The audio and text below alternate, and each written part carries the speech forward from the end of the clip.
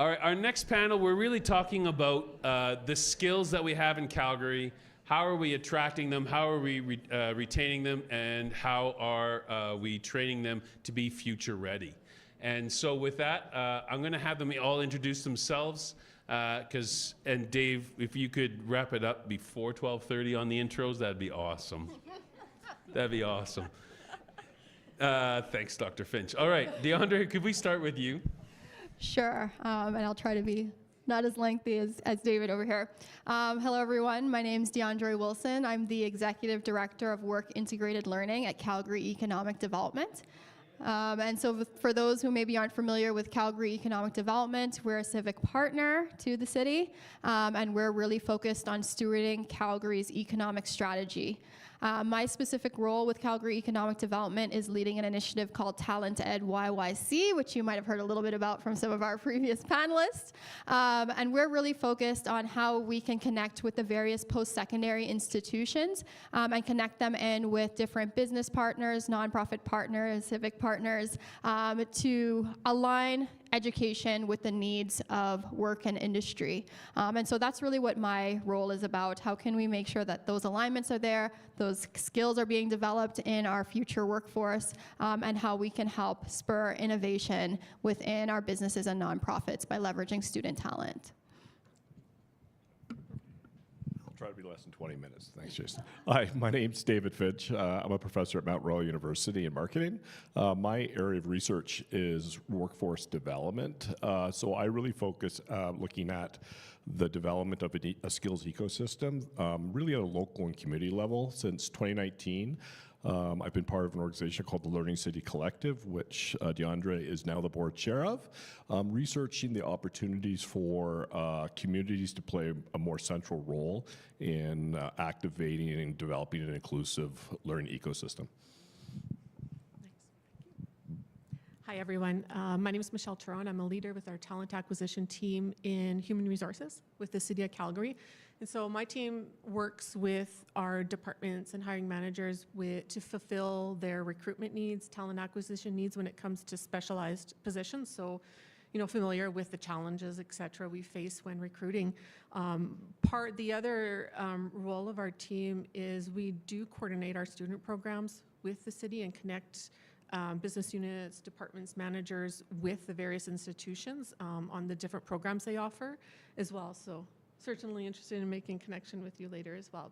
And I'm just going to say it right now, unlike the students, I got the questions in advance, plus I had to make myself some notes, so kudos to you.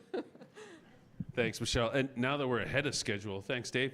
No, I can't tell you how appreciative we are to have you all here. It does feel that if there's something in the community happening with young people that is connecting them with what's next and growing them and the community, you two seem to be always there. And Michelle, I could say the same. If there's something happening at the city, your name is always on there. So we're very excited to have you all here and to share this exploration. I think one of the things we have here at WAVE is that commitment to, as we explore new technology, we also have to explore the skills that come with that. And how do we attract those new skills, and how do we build that from within? So I want to ask you, all three of you, what key trends are shaping the future of our tech workforce here in Calgary? I can ask this. Me first. Well, I think, the buzzword that we see a lot is AI. There's a lot of implications of what artificial intelligence, machine learning, data science, all of those things could mean. It's one of the key focus areas for us at Calgary Economic Development as we look at our future workforce and future economic needs and the different key sectors that we support. In addition to that, we are really focused on the quantum space as well and what those implications could be when we think about the future of our workforce and tech and things like that. But I think overall, ultimately, with technology as a whole, there's the need for continuous learning, or adaptive learning, as we say at Learning City, and really building that capacity in our workforce to understand that they need to continuously learn, continuously change. And I think a big part of that, and one of the reasons why Calgary Economic Development is championing the TalentEDYYC initiative, is really understanding the role that industry, nonprofit, and our different civic partners play in that. Because really our workforce is driven by the needs of work and industry.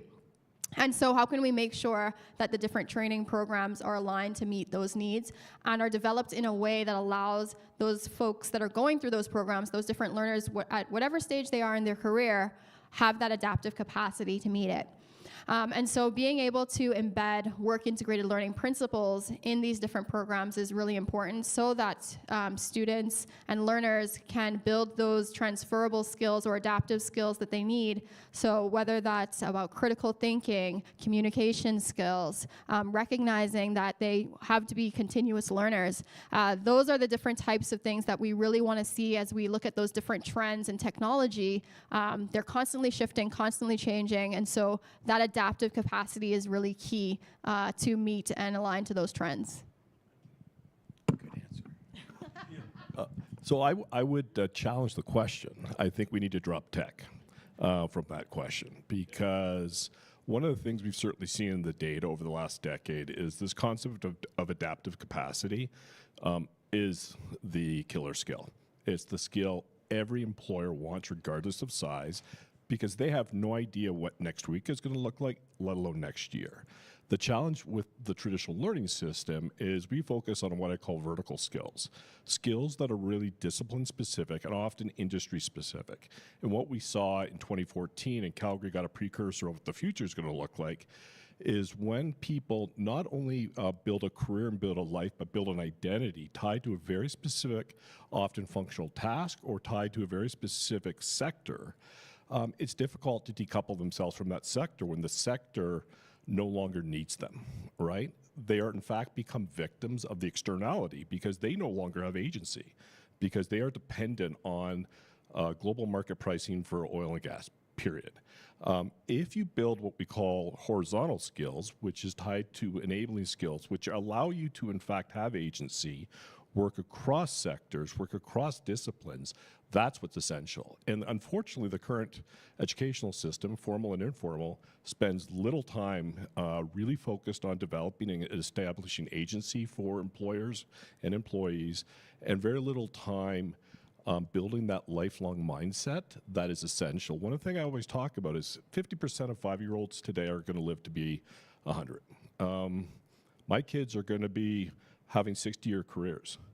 The thought that what they learned in a classroom when they were 20 is relevant to them when they're 24, let alone relevant to them when they're 70, is absurd. And the entire system is assuming there's about 5 years of learning that develop the skills that can be monetized for 60 years. And it's just not the reality. And that's a mindset problem, but it's also a systemic problem we have societally.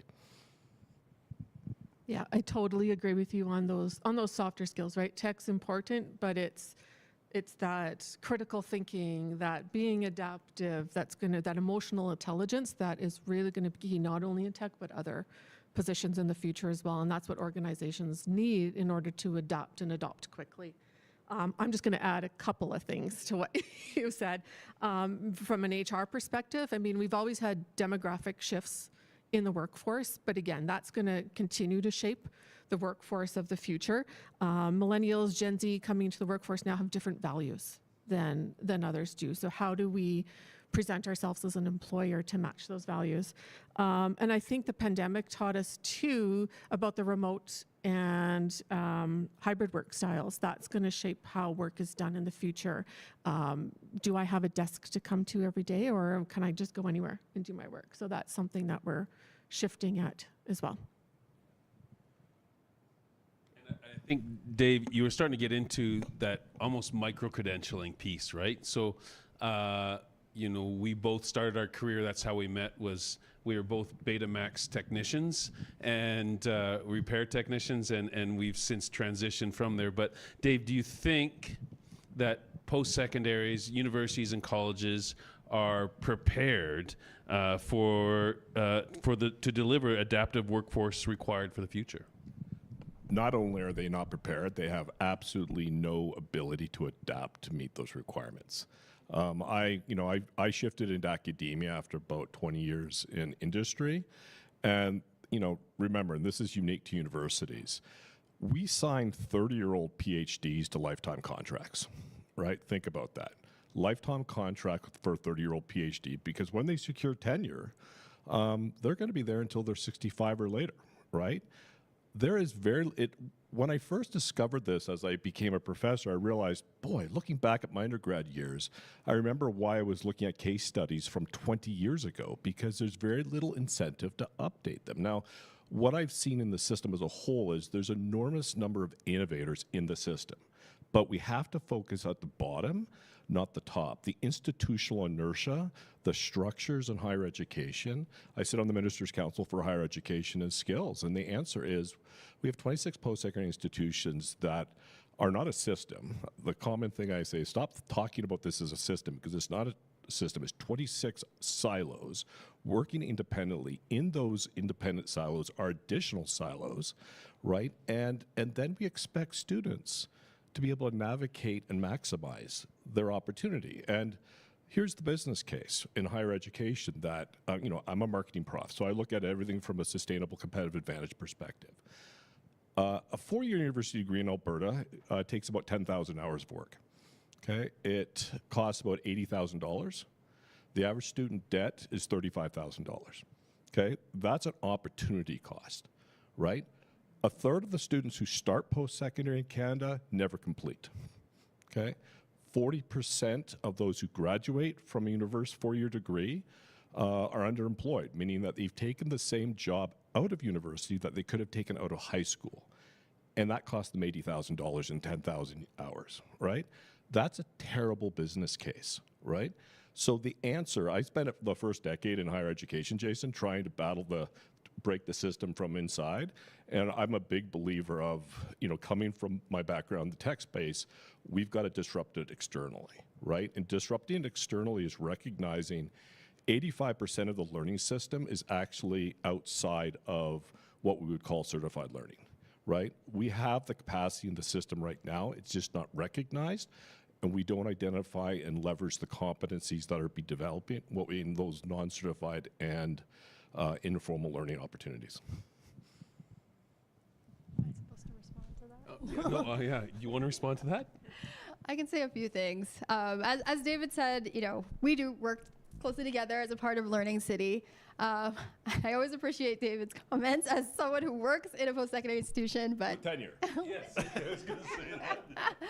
As I mentioned, my role is really to work closely with the post-secondary institutions, and echoing what David said, there are significant silos, but there have been a lot of conversations and active work now to try and break down those silos, which is a big part of what TalentEDYYC has been trying to do.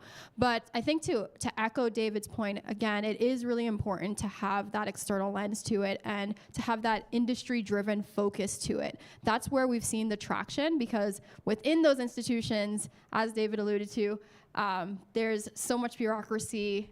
There are systems that have been in place for 20, 30, 50 years that have been established. And so the way to kind of break through those is to show from that industry, that economic lens, why we need to change. And really, taking that lens from industry, nonprofit, civic partner perspective, that these are the needs that we have. This is the reality that students, when they complete your programs, will come into. We need to make that shift. And so that is what we've seen. We were sidebarring earlier. One of the ways that we do see that is really through a lot of these work integrated learning programs, and especially through things like capstone projects and different sort of classroom projects, where we have those innovators like David, that would look at these alternate models of learning and allow students to have that direct exposure to industry and gain those skills. And what we're really trying to do with TalentEDYYC, and I guess more broadly with Learning City, is how can we start mapping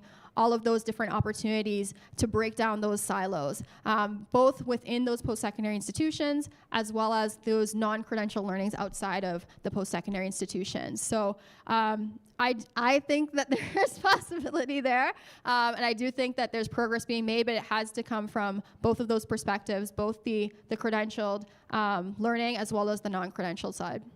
That's great. And you know, we heard earlier from Alicia and Named Vasquez, Dr. Named Vasquez, and the skills that are happening with robo manufacturing or robo fabrication.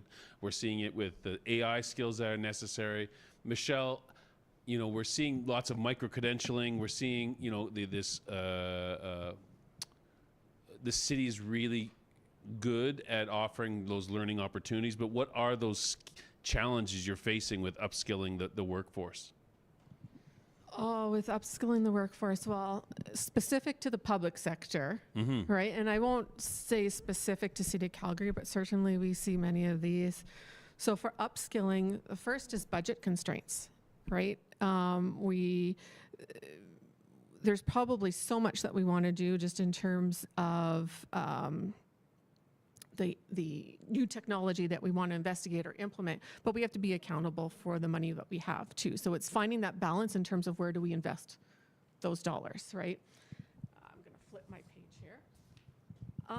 I think as well, just in terms of upskilling employees, and I'll preface this with saying, upskilling is important, right? We have to. We can't. There's going to be challenges to recruiting, so we have to invest in our own workforce, but there could be resistance from change or resistance to change from that workforce, people who may not want to learn those new skills. So how do we show to them what's in it for them, why this is important to learn something different? There's competing priorities. In the public sector, we have such a vast array of services. So while upskilling may be organization supported, where there may be buy-in to it, something else is always happening. So how can we shift those priorities to make that upskilling the main priority? Because that's not always going to be able to happen. I think too that, you know, in terms of upskilling, it's finding the right upskilling opportunities. Is what's out there in terms of training or what's available specific and being able to address the unique needs of the public sector and the technology that we want to go into? Or is it better to hire a consultant, create something customized, which then again leads to some of those budget constraints you have. So, you know, there's quite a few. Retaining talent.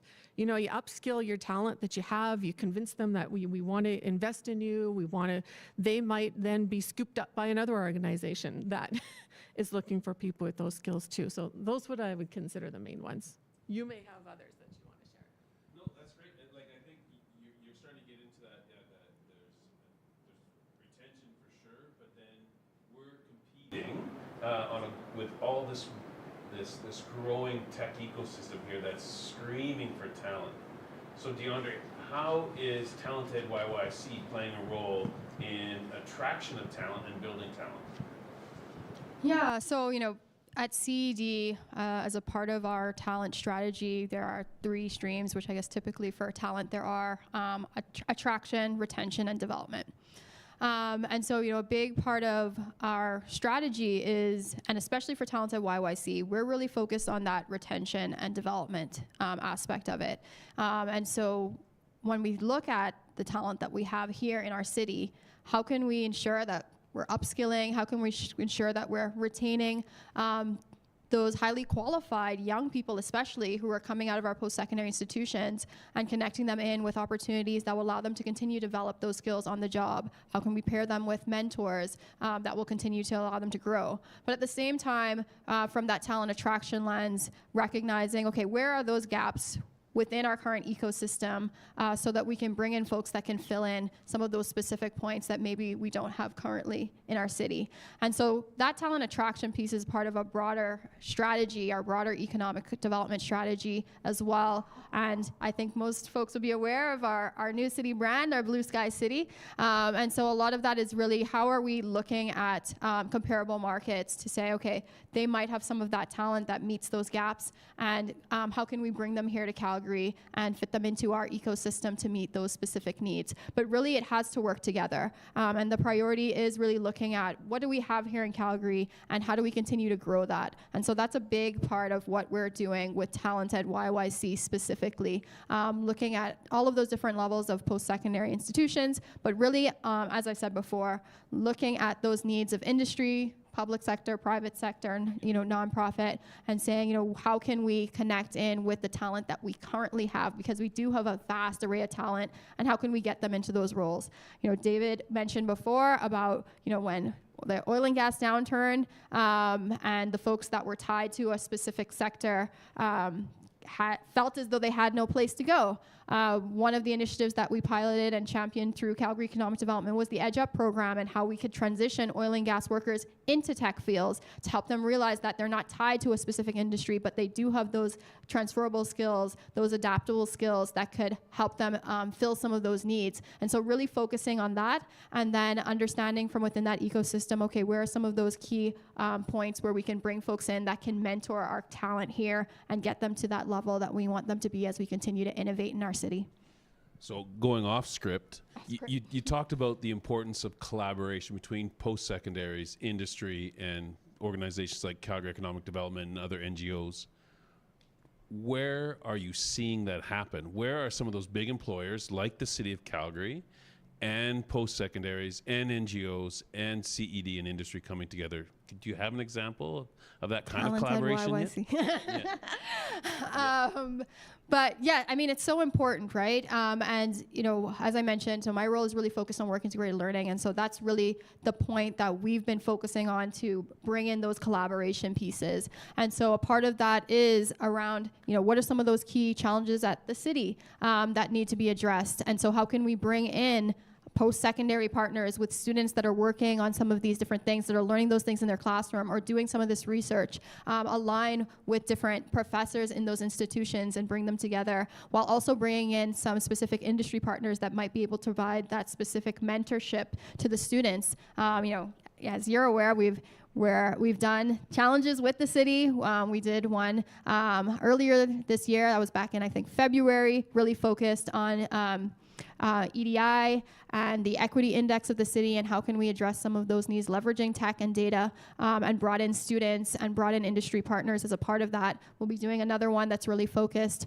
on clean energy and net zero with the city, and looking at how we can use different sensors to identify some of those different needs, and bringing in students that can work on some of those challenges. And so it's really about how can we bring these different folks with the different skill sets, these students that have the capacity to work on these challenges, that also allows them the opportunity to grow those skills, and bring in, the folks that actually have the needs, whether it's folks at the city or folks within nonprofits or different aspects of our ecosystem. And so really working together to bring those folks together. And that's really what we try to do at CED. Like we kind of brand ourselves as a convener, bringing those different folks together. And so this is just one example of how we've been doing that. Okay, so that's the institution, and yes, you can. Yes, you can. So where DeAndre is going, where the fundamental challenge and opportunity here is the current skills ecosystem, the traditional learning system, is a product of the Industrial Revolution. It was designed truly to drive mass literacy. So what did it do? It identified age as the common denominator, and it created a very efficient production process to push young people and adolescents and young adults through a system at volume. That's what a mass production system does, and it did it exceptionally well. And we are our incredibly literate country. The challenges in most organizations, industrial organizations, followed an identical model until the late 1990s, right? Which is fundamentally framed around an idea called closed innovation, which is I can do it myself, right? Fundamentally. I'm at the Mount Royal University, I'm at the U of C, I'm at the City of Calgary. I can do it myself. When you start reflecting on the principle of open innovation, and the most obvious example of open innovation was when Apple opened an app store and turned their iPhone fundamentally into a gateway for millions of developers to develop content and applications through their system, in which they took a nice 25% cut as essentially the distributor and the conduit for those systems. But you compare that to BlackBerry, right? That kicked ass with the BlackBerry Messenger, and that was about it because their model was internal and isolated. If you think and say, let's think about how we would do that from a skills ecosystem, right? So that was some of the work we did with CED. We audited the skills ecosystem. So when we talk about learning, I generally will ask questions. Tell me your most transformative learning moment in life. I can tell you probably in one hand, the people have said it involved a blackboard and a classroom. It often involves being on a field, being on a stage, being in a church, mosque, or synagogue, traveling, climbing a mountain. Those are the transformative learning opportunities that are rarely recognized. And that's the problem, but it's also the opportunity. Because if we think about learning as moving from this closed, centralized model to something that's highly distributed, right? We move from 7 post-secondary institutions and a few hundred K-12 institutions. The city has 3,000 organizations who self-identify learning organizations, including WinSport, including any arts organization you may know, including every church, mosque, synagogue, and temple. These are all places people learn. They're just not recognized, right? That is the opportunity. Then we overlay 47,000 employers in the city on top of that number. We have 50,000 learning nodes in the city, and it looks like the internet before the internet, which were all these computing nodes that had no connectivity and ability to, in fact, interact together. If we build the underlying structural capital that connects these learning nodes through competency assessments, we fundamentally unlock the capacity. And more importantly, we unlock and create equity in the system because we can talk all we want about post-secondary institutions. A third of Calgarians will never, ever have an opportunity to step in one of those post-secondary institutions. That is the untapped labor force in this city. So this is why we need to pivot the conversation away from a very expensive premium path that is slow and not responsive. And actually, Dave, we're gonna build on that, David. So then, how will learning need to adapt? Like, if you take what you just said, what does it like? We talked about organizational change. What does that look like for the student? So you asked for an example, and there are some really interesting things happening in the city. The thing about Calgary, different than most jurisdictions, is we try stuff, throw crap against the wall, and see if it works. And sometimes it doesn't, sometimes it doesn't. So last year, I had the opportunity to work with the City of Calgary, with Calgary Economic Development and TalentEDYYC, and a variety of other partners, in which we moved 1,000 Mount Royal students to Bow Valley Square. We had some underutilized office space. I had enough legitimacy internally at Mount Royal that said, what if we move 1,000 students downtown? Let's see how that happens. And then we signed 70 employers to co-locate with us on the 5th floor of Bow Valley Square. And then we taught over 35 classes there. Inception U also taught classes there. We hosted events for over 4,000 people. What it identified is the legacy challenge we face of the industrial learning system. So what that model assumed was that students would have agency to be able to lean in and be able to recognize all the employers there are also learning agents, right? We expected all the employers to actively engage and recognize they're also educators. And we expected the educators to adapt their learning because they no longer have a blackboard. And they didn't. All three fell immediately back. It was $1 million pilot. They all fell immediately back in their traditional roles. The educators taught identical courses to what they taught on campus. The employers rarely showed up because it was easier to work at home. And when they did, they were often disisolated by themselves. And the students viewed educational as a transaction. They came to class and left, and like they do on campus. And that's why we've really got to unpack and create a whole new model that leverages all three systems, but it's not going to be a slight tweak of today's model. It's got to be fundamentally disrupted. So now we've talked about what the institutions can do. Michelle, what can public sector organizations do to overcome the recruitment and upskilling challenges? Well, when I didn't get into this earlier, some of those challenges from a recruitment perspective is like competition is fierce, right, for the same people. And so we recognize that. We may need certain skill sets, but thousands of other organizations do as well. So one way is just trying to figure out how do you reach those passive talent. And what I mean by that is there are people who are happy where they are. They're not necessarily looking for a new job. They're not looking at your job board. They're not networking. They're just good at what they do. And so how do you find them and how do you reach them? Because I think that would be important. And then not only are you doing that, but all the other organizations are doing that too. So how do you convince them to consider your organization to go to? So really building your brand as an employer, trying to share what you can provide them, the value that you're going to give to them, what's your employee value proposition is certainly important in that. Definitely, one challenge in recruiting, people, especially if they're in high demand, is your recruitment process itself. Or do you have a lengthy recruitment process? What's the time from the initial application all the way through to job offer? If that's long, you got to shorten it greatly. And sometimes that's hard, right? Because managers are busy. It might not just be that your recruitment process is long. I talked about priorities later.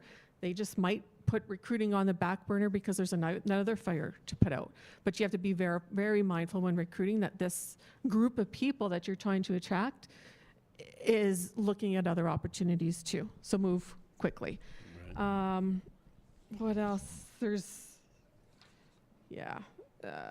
I think as well, partnering with post-secondary. We've talked about that a lot too.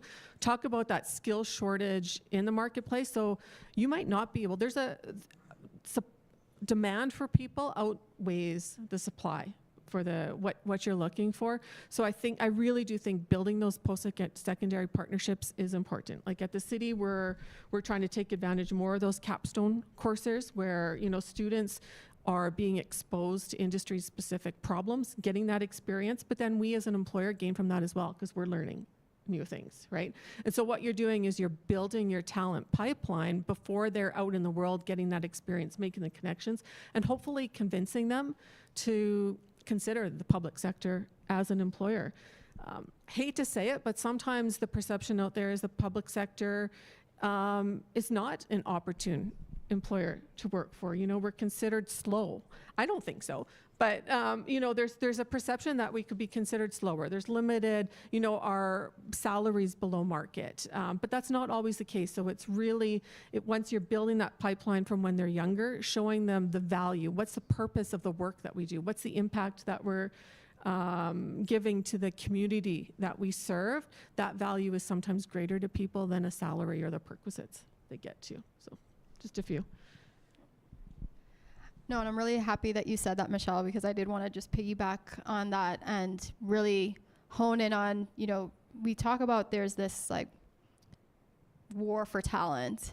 And yet at the same time, as David kind of alluded to before, there's a ton of people who are underemployed or unemployed. Like that number is also going up. And speaking back to, the Learning City pilot with the Open Learning Lab and the challenge that we had there where, we had all of these businesses sign up to be a part of it and rarely showed up or didn't even recognize that they could also be a part of being educators for these students and building the talent pipeline. I think that really is a big part of this shift that we need to have is that every single one of us can help develop the talent that we think we need.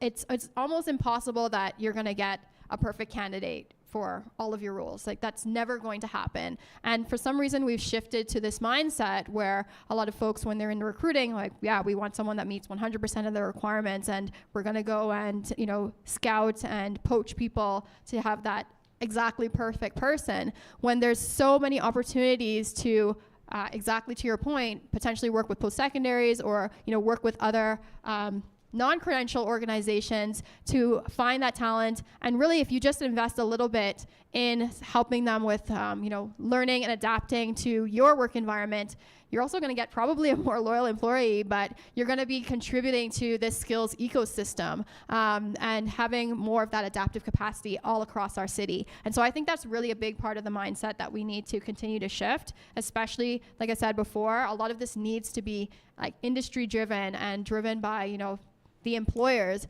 because we can't just expect talent to just be ready-made and show up at our door. We're all a part of this ecosystem to continue to develop those skills and create that adaptive capacity across our city. We call those the unicorns, right? That's what managers want, Exactly. the unicorns. Exactly. Dave, I'm guessing you had something you wanted Yeah, to add. I was just going to say this idea of informal skill development is critical because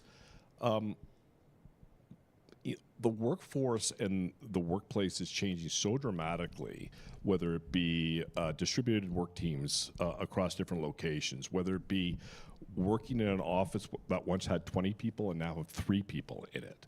And that's where we need to really think at optimizing and preparing students for that environment. The one thing I've observed post-pandemic, and it's a significant problem, is we have young people moving into a workforce in which we would have all had the privilege of mentoring and coaching, meaning that you walked into the kitchen and there was somebody there that had dealt with your problem before because they'd been there 5 years or 8 years, and you're having a coffee with them, chatting about them.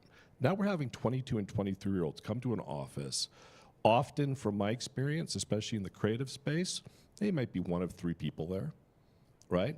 And the office is working primarily at home. They have no one to mentor them, no one to coach them, and they're lost. And that is going to be the long tail of COVID unless organizations put into place some supports that in fact allow them and coach them and recognize. I tell my students, never use the term graduate.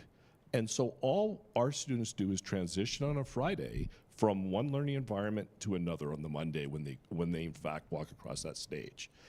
But they're walking to a place in which they have to have absolute agency because no one's going to tell them where to go, but there's no one any longer there to mentor and coach them, and that gap's a problem. Yeah, and I think we've seen that even here, right? Having the co-op students, having the tech-savvy folks that we have on the Smart Cities team. We've got tons of business experience on the tech. Some of our folks have been in startups or their community volunteer pieces like Civic TechYYC. Those folks are here, and they're much younger than me. And so I found that I think if you're over 40, we need to find someone between 20 and 35 to be your mentor. Right? Because there's so much that we're learning from them. Yeah, right? There's so much for learning for them. But then also I've seen, even since we've been here the last 8-9 days, that this is an inspiring much out of it because they want to be here. They want to be playing with what's here. They want to be experiencing it. They want to be working on things. But even for our own staff team to keep them engaged, finding something that they can, like work can be work, but you have to be find something in each of their portfolio that's challenging and something that they can be passionate about. And we have to make it a fun place to work. So, this team in particular, IT in the city, is mobile, right? And so you can't hear, there we go. Better? Thank you. I've never been told to be louder before. That's awesome. So we're pet friendly here. We're trying that out with the city. What happens when your workplace is pet friendly? Does it make you less anxious about leaving your dog at home or your budgie, Ross? Right? So okay. So we're going to start wrapping it up, and I want to go to some questions. But before we ask the audience too, I want if you're asking a question, if you could also tell us what you think the next big disruptor to our tech workforce or to our workforce in general will be over the next 10 years. That is a, I think as we said before, and we've seen it, in the past several decades, like the change in innovation, the pace of innovation is just so rapid, so much more rapid, and that we've seen since the 90s, right? Like since the 2000s, it's literally grown exponentially. So to really pinpoint exactly what it will be in the next 10 years, it will be pretty tricky. But, I do think, kind of going back to some of what was already said before, that we saw through the pandemic this shift in, do I really need to be in the office? The rise of remote work. But we also saw a lot of this sort of depersonalized sense of work, I guess. And I think we're starting to shift back into people wanting to have more of those personal connections. Tech is allowing us with AI and, generative AI especially, to have more things that are tailored and customized for each individual person, potentially based on, what they put into that AI. And so I do think that we're going to see some trends there around moving back towards more relationship-based work, more personalized work, but still that flexibility in work. And so I think that's going to continue to be more and more prevalent in what we see. And so we have to make sure that employers can adapt to that, as well as our workers can. And so we have to think about that from that perspective in how can we make sure that we are creating workforces that are aligned to sort of the individual needs of each employee, while also maintaining that level of flexibility. I think we all know Calgary is one of the fastest growing cities in Canada.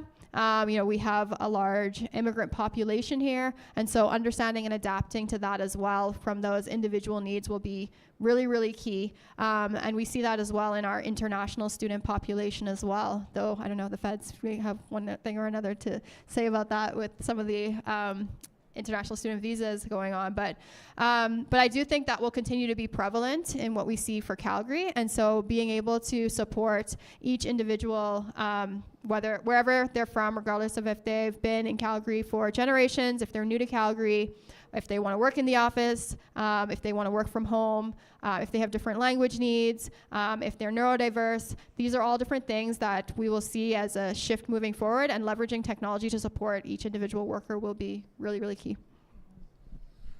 I think probably for most people here, this is before your time, but I remember in 1992, I was at Bell Canada, and I remember I got my first email.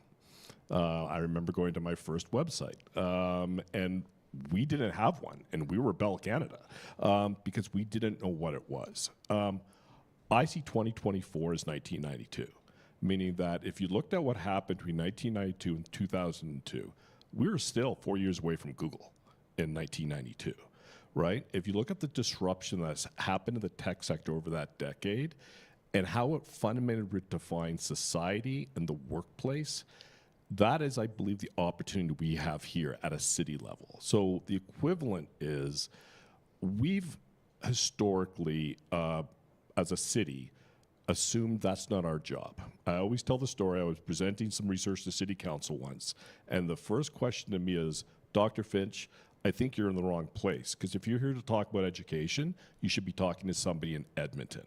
That was one of our city councilors, because they believe that education's a provincial responsibility. That's why we did the audit that identified 85% of learning, in fact, is local, right? But it's highly fragmented, it's fractured, and there's no identity. If we can harness that in the next decade, that's what will set Calgary apart. What do I add to that? Yeah, I think that, totally agree. I do see more centers like this between government, between public sector, between private organizations that will help to drive us forward at a quicker pace. Yeah. Great. Okay, so we'll open it up to any questions. Before your questions, if you could just tell us what you think is the next big skill or the next disruptor that we're going to have to upskill for. And then, yeah, they'll pass over to you. Yeah. Any questions? There's a thorough, yes, in the back.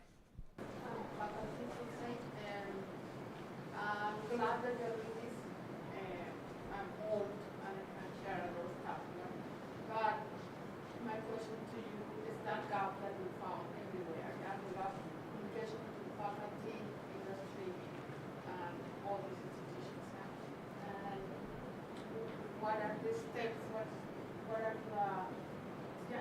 the process to solve that?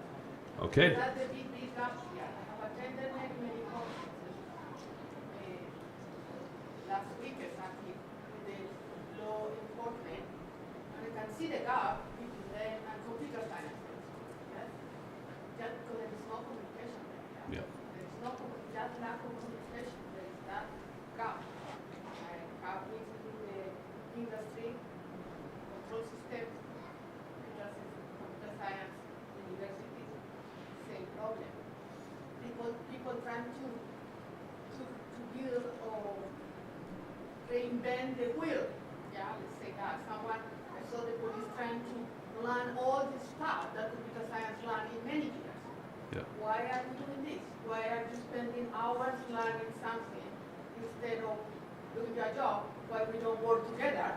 Or why, as you say about faculty, the education institution, why our curriculum doesn't have yet that incorporated to teach the lawyers that particular area? Yeah, why our curriculum is obsolete to that gap that we have. We're looking at AI, yeah? So how do we bridge the gap between industry, government, community, and education, and the skills gap and also the need to keep doing work at the same time? Sure, why not? The incentives have to be in place, and they're not. I really believe the innovation, again, sits at the bottom. There's an enormous number of innovators, whether they are HR managers, whether they are coaches at WinSport, whether they are dance teachers, whether they are university professors. The challenge, if we look at the kind of traditional system, is especially if we look at the post-secondary system, is we start at the top. Let's negotiate an agreement between the University of Calgary and U of C and SAIT. That will take 3 years, period, right? But I'll give you an opportunity where I think, and then again, this is stealing from the private sector. I always say it'll take 3 years to negotiate institutional agreements. It'll take 1 beer to build a partnership between 6 people that want to collaborate, do fun stuff together, right? So the incentives have to work, meaning that, and I'll give the Alberta government credit. They established something called the Alberta Centre for Labour Market Research, which I'm part of, and it's being housed at the University of Alberta, but it's not a relationship or partnership with post-secondary institutions. It's a partnership between 25 individuals and organizations that want to collaborate. And so looking for that low-hanging fruit is how we act fast, but the incentives have to be there to get us there. And the relationships have to be there, right? It can't just be positional. Yeah.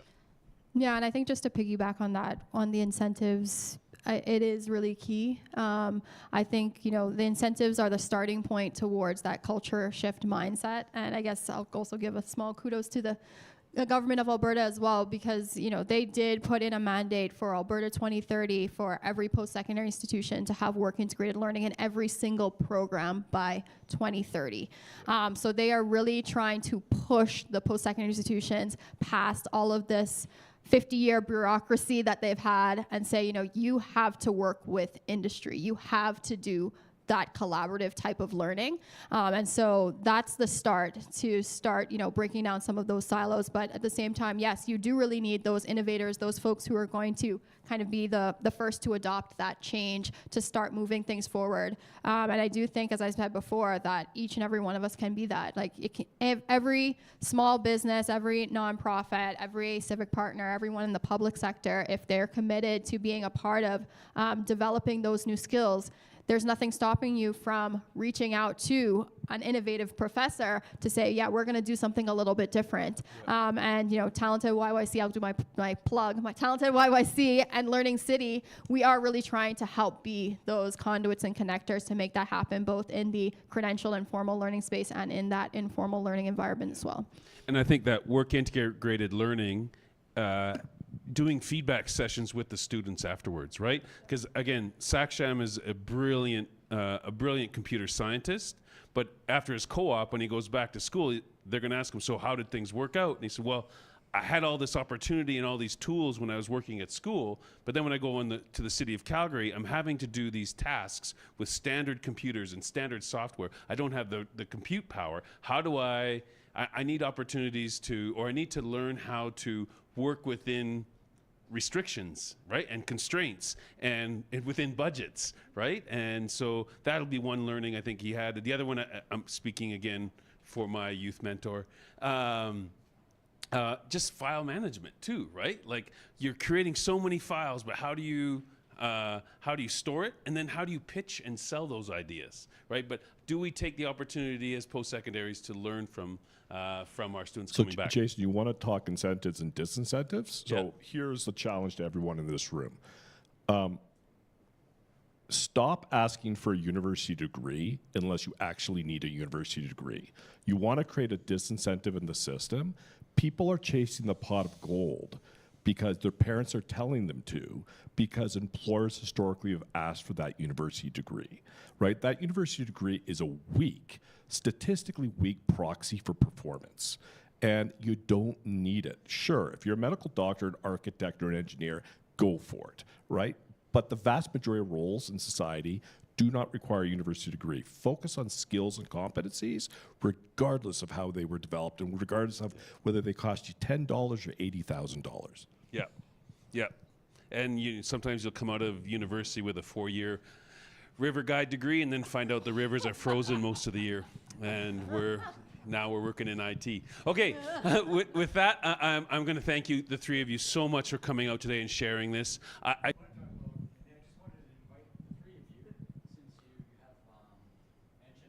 a lot of challenges that Lance down there has an AI application that he thinks he wanted to get your opinion on it because it could solve some of the problems that you guys face. So if you had a minute, if you could go down there and yeah, you can and take it there. Yeah, the AI. It's an AI interview assistant, and Jeff, the AI, will be asking you questions about the wave and what's next. All right. This one he's putting together is specifically for education. Oh, okay. It's not the. Oh, good. Okay, so you get a custom program. All right. All right. Let's can we just give him a round of applause? Thank you so much.